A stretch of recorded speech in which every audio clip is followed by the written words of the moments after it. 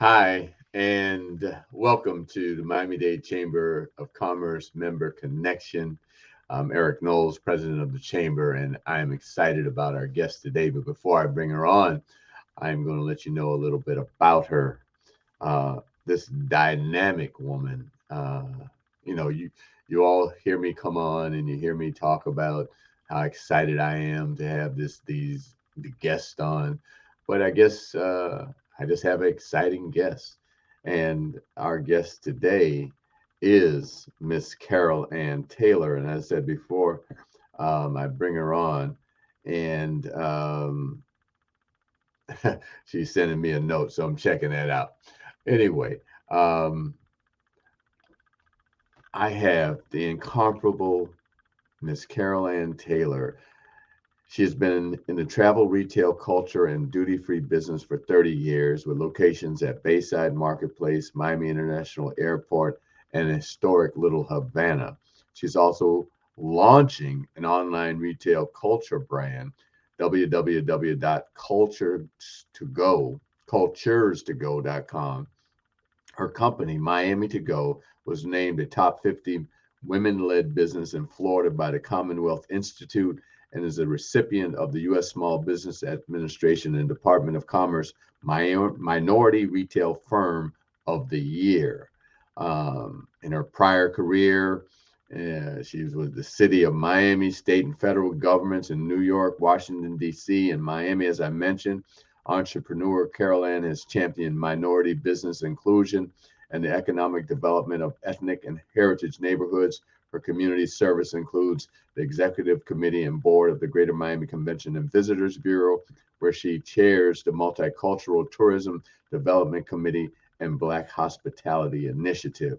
I mean, I can go on and on.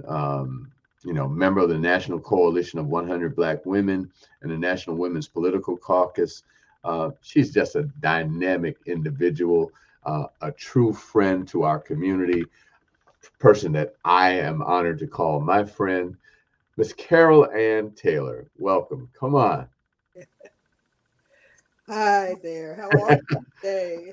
There she is. There she. How Thank are you you. doing?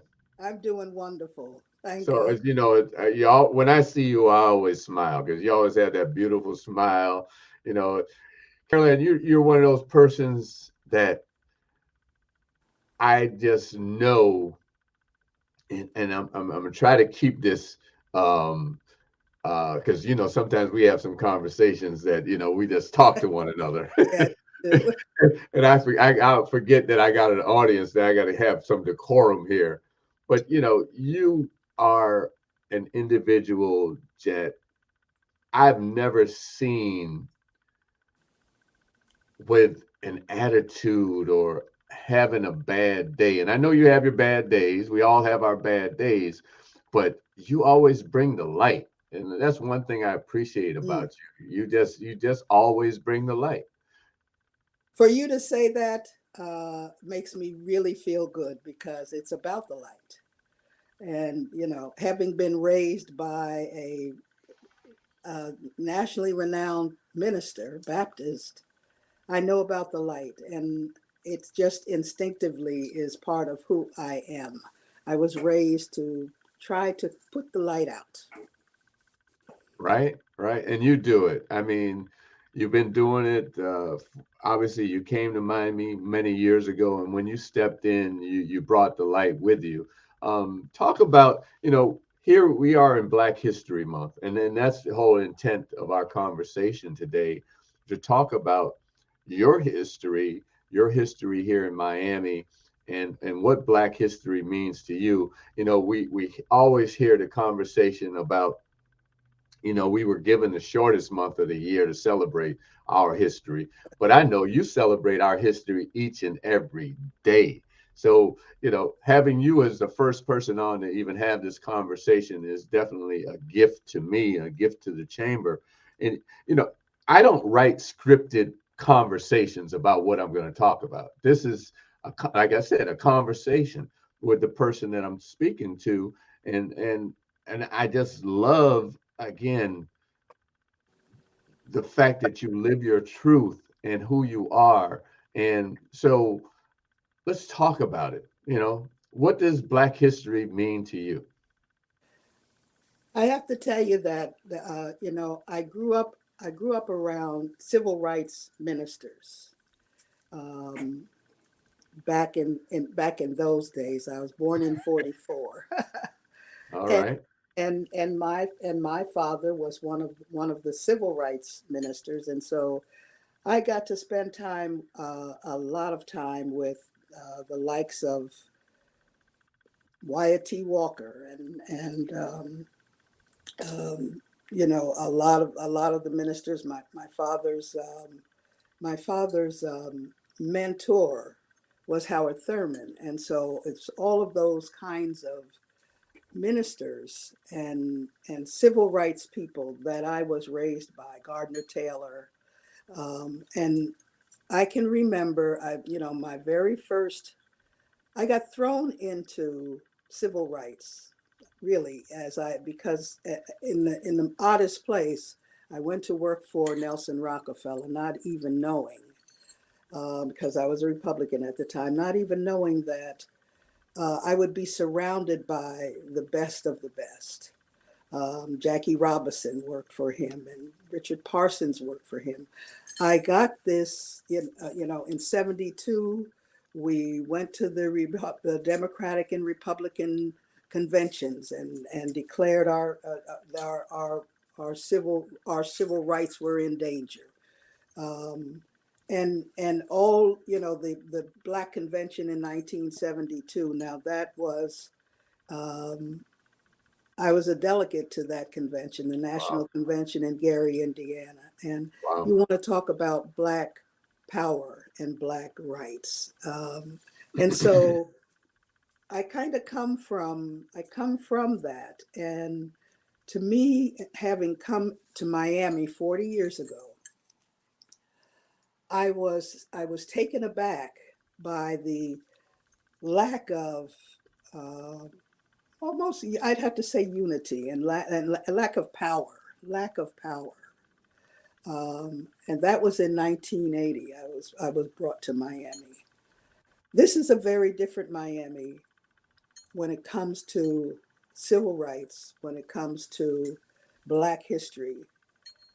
I was fascinated by all of the things that I discovered about Black Miami when I first got here. The Hampton House, Right. and Overtown and all of that. And I just, for the life of me, could not understand how this power was not. There was powerful people, but were powerless. Right. I could not put my arms around the lack of that in Miami. And so I had to go about the business of trying to do whatever I could to bring about more unity, more economic strength in our communities. And that is why, to me, Miami has come from a very, very long way in 40 years. Not that we don't have a long way to go, but to have watched. I came down here right a week after the riots, Wow.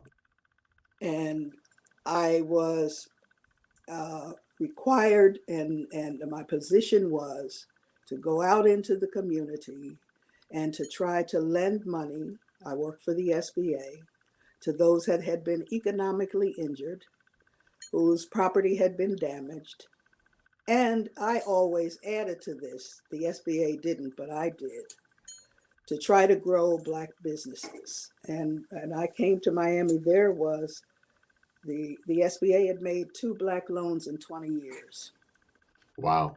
It was the most amazing thing. Miami had, unlike Mississippi, you see it, you feel it, you know it. Miami, Right. you didn't expect it. And then the whole issue of, are you Black or are you Cuban or are you Haitian or are you Jamaican? I didn't know anything about that. Right. Where I came from, We were all West Indians. We didn't even have to say, I'm from Barbados or I'm from Haiti. We're West Right. Indians. It's taken a long time to watch the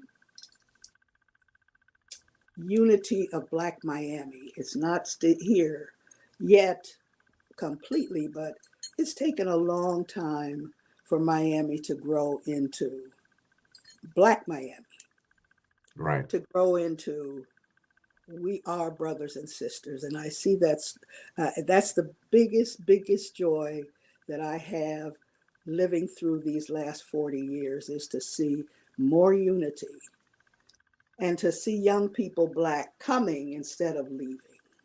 Right. That is major.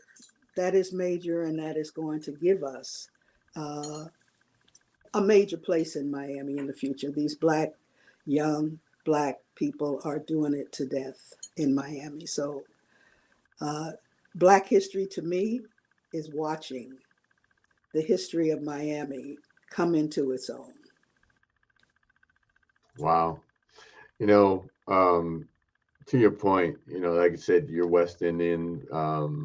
My father's from Bahamas, and actually, I was just even yesterday. Someone was working on a documentary, and basically spoke about um, Miami in the early days. I'm talking about the 1890s, the beginning of Miami when it was first incorporated. There were a lot of Bahamians who had come and actually had to sign on the incorporation of Miami, and Reconstruction was happening around that time, and the fact that a lot of former slaves had came south, and their perspective on things were different, obviously, um, than Bahamians that had come over to work on the railroad. And then you had that influx of others, whether, as you said, whether you were Cuban or Puerto Rican or any of the other ethnicities, but we were all Black. Mm-hmm. And that truly, like you said, when you come from a northern city, excuse me, that you were West Indian. It didn't matter whether you were from Jamaica, Bahamas, et cetera, et cetera. We were all from the West Indies, and we were Black.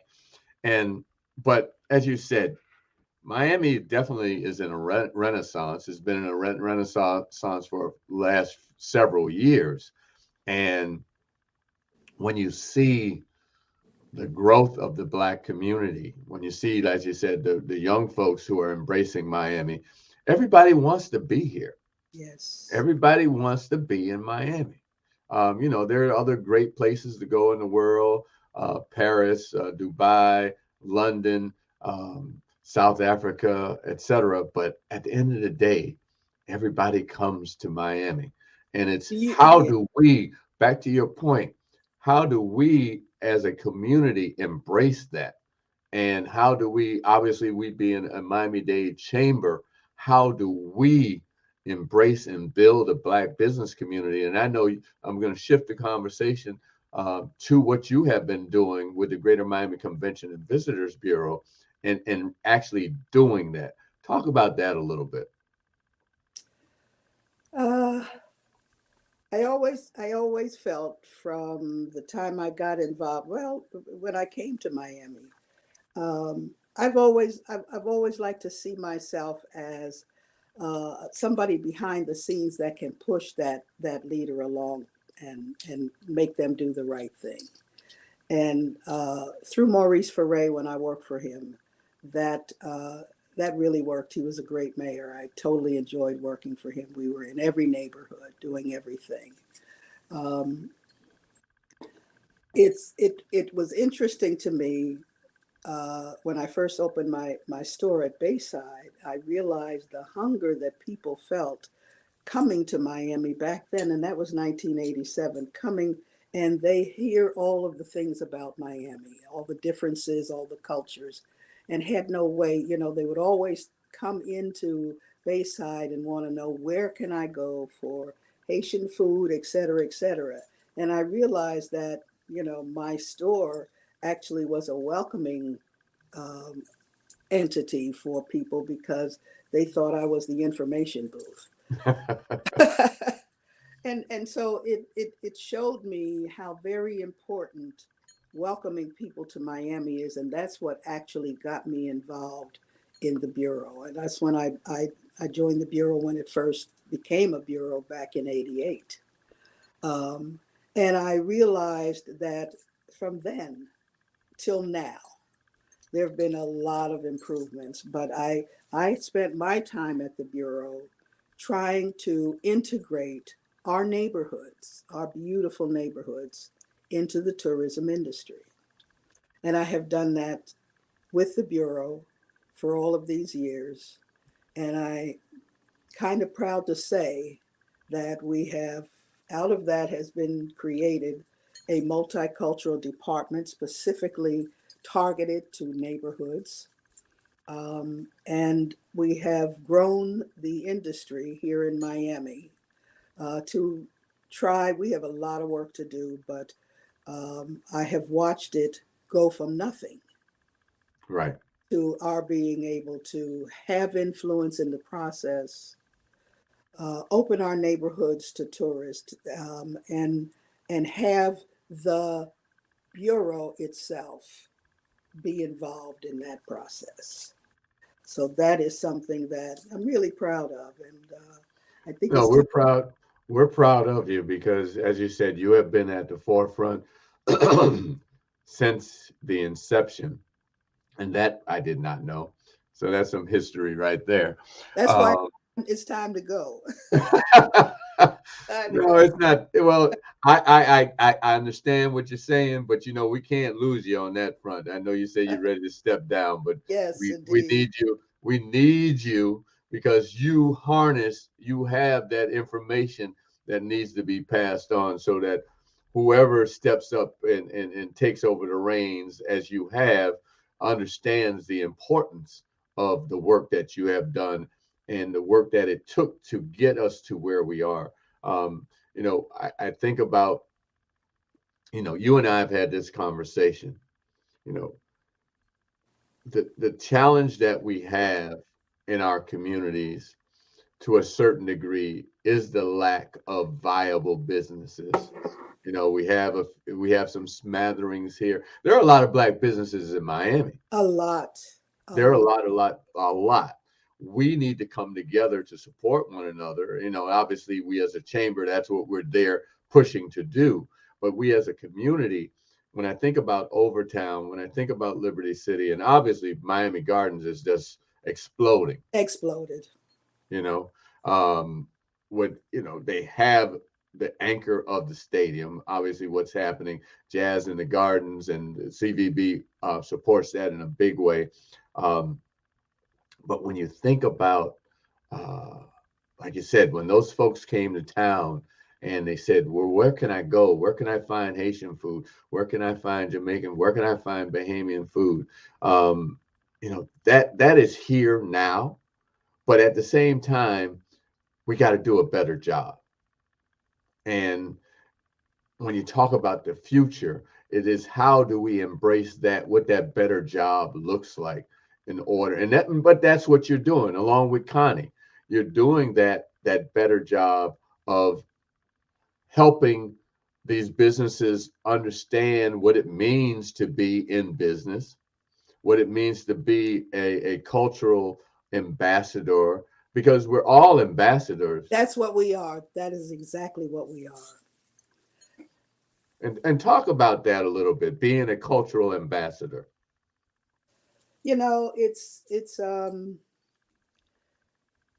It's interesting to watch the evolution of tourism in Miami and the evolution of people who come to Miami.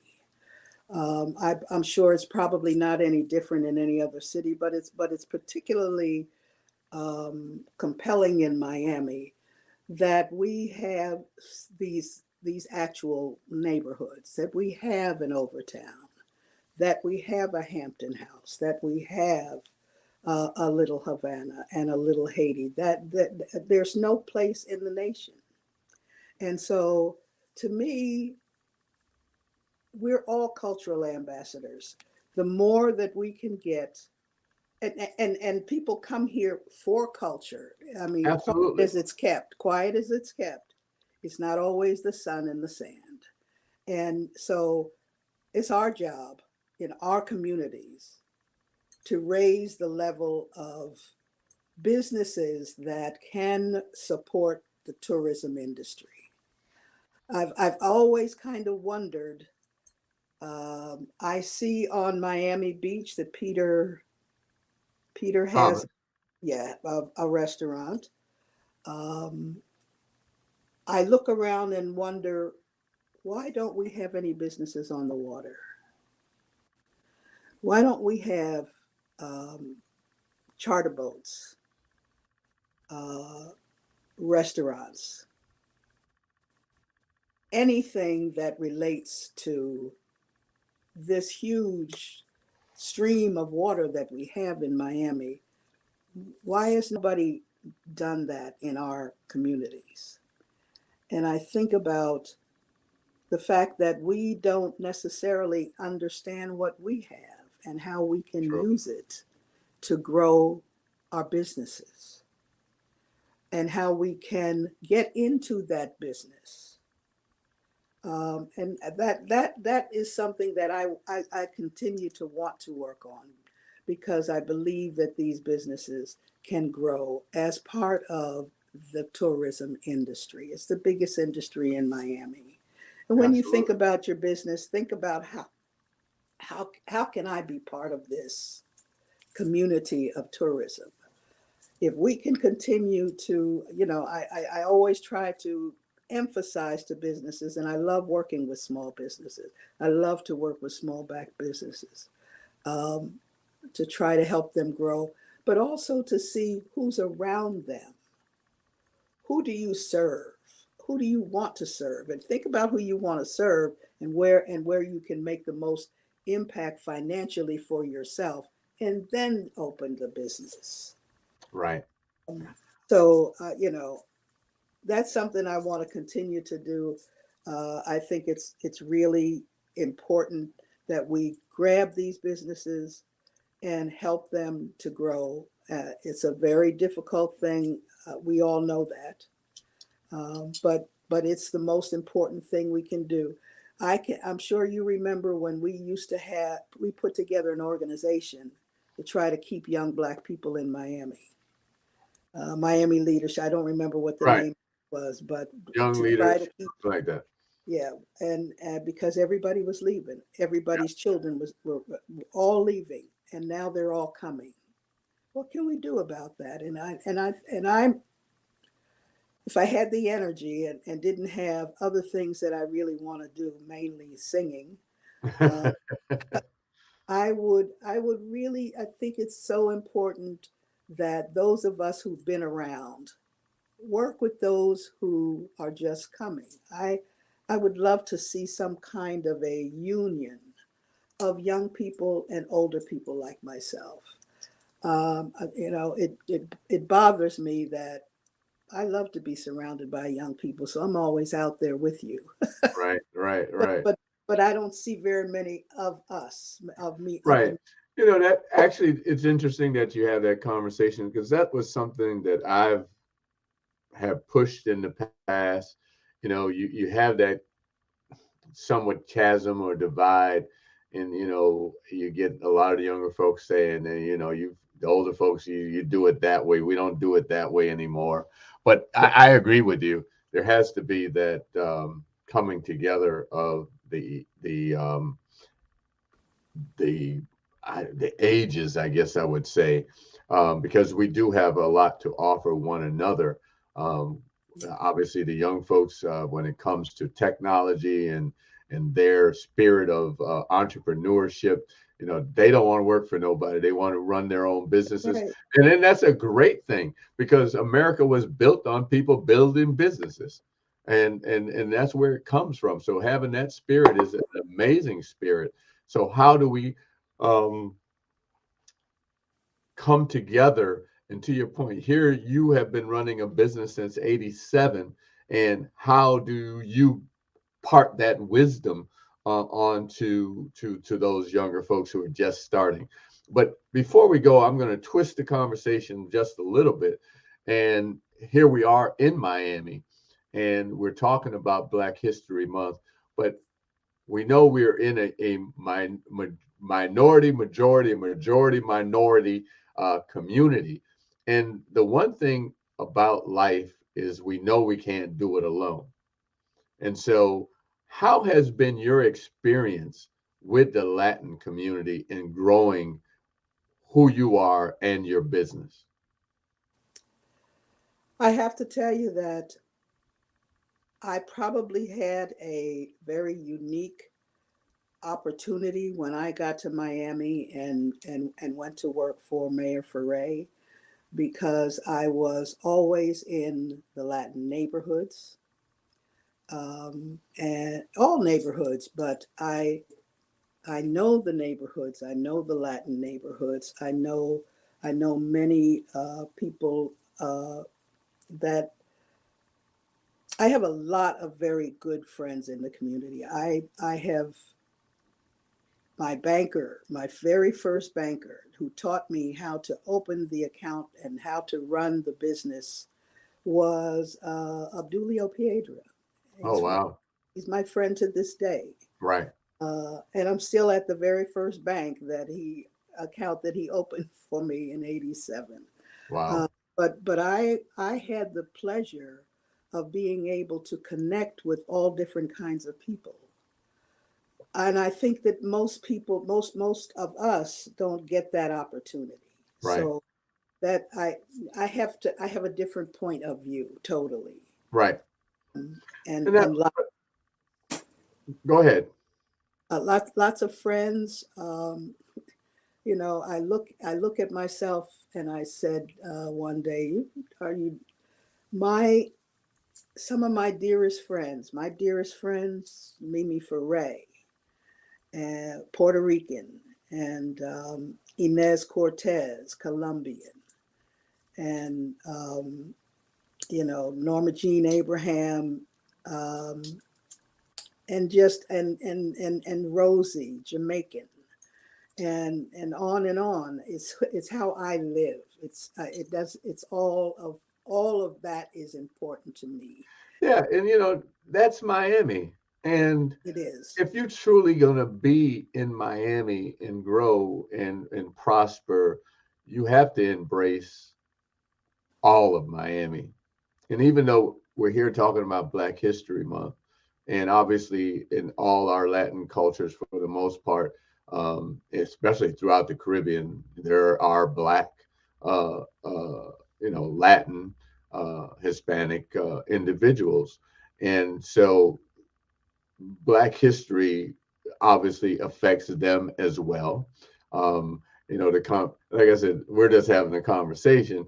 If you're Black, and you could be Dominican, you could be Puerto Rican, you could be Cuban, etc., and you go to Mississippi, they don't know whether you are Cuban or Dominican. You're Black. Hey, and don't matter. Exactly. But anyway, I'm not going to go on a tangent in that direction. But my whole point in saying what I was saying is, truly, if we are as individuals, as businesses, going to grow, we have to go beyond our borders, and we have to embrace others in our community, and that will help us even build a stronger community. And I have to say that, you know, I have been a member of the Miami-Dade Chamber of Commerce since it began. And I've watched it grow. We even had a tourism committee of the chamber back then that I chaired. Right? Um, That I but didn't know. yeah, oh yes, absolutely. We did it. We got a lot done too. Uh, We might have to bring that back. yes, it's very important.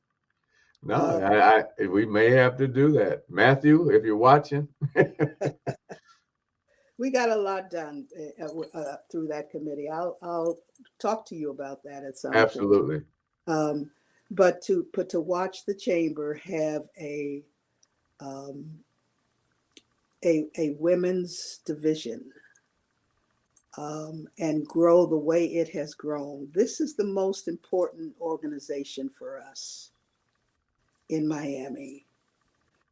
When you talk about Black history and the future of Black Miami, Miami-Dade Chamber has the ability, the strength to grow these little businesses, and all of us come together. I look forward to seeing that happen because I'm beginning to see it happen, and I know it's going to. It's very important. Well, you just made my heart feel so good, because again, we've been working together, and you're absolutely right. The chamber is at the forefront of the business center here in Miami.